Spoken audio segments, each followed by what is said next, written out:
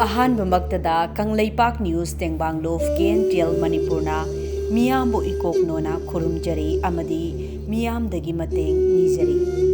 Lamsang kendragi manung channa leiba Maharabi awang leikai Ward number 1 dagi Laitonjam Landhoni Chahi Yankai Mapuroiba leikhidraba Laitonjam Temba Meitei haiba Maharabi thiraba imung manunggi awaba amadi sahi nauriba machani ki mahai masing tambada Kangleipak News Tengbang Lof KNTL Manipur na Angamba mateng panglagani Meeyamna su L Landhoni ki amadi pikliba angang anibu nungshibiduna Angamba mateng Pangbiyu.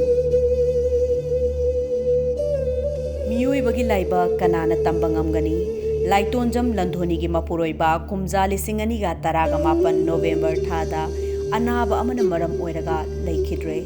L Landhoni ki ni haibada sahi tara mangamuk suraba machanupa ama sahi tara nithoi muk surabi machanupi amaga makhoi ahum lehauri.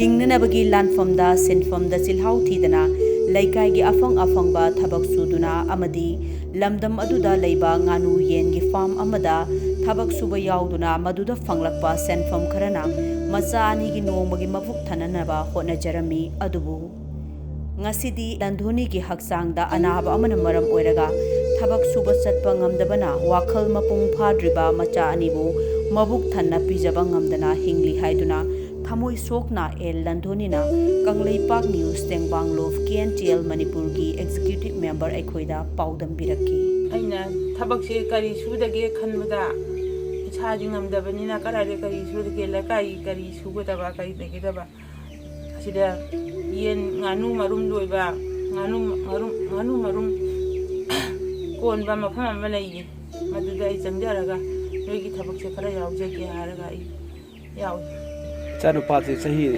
tara mangamuk suraba. Sahi tara mangamuk hai. Ma class 5 tam gadam ne duma tuition tam ko sata mangam gai. Ma ne bising ne pai bitam sakare. En ju chaki ma boy kolom le dio.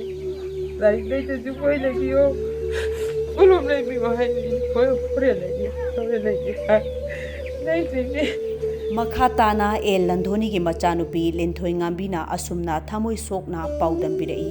Kairoi leikai gi homin kaminarakpa imanabi singna school kaba tuition chatpa uraga aisu chatningi mamada lairik leibiyu haibadasu mamana lairik leibiyu yade chak chara helaga ising thaklaga ahing tumbasu yawi mamana macha aikhoibu konduna kappaga ahing kaya amasu tumdana leikhi haiduna paudam biraki aigi bibajire majunare tuition jaldani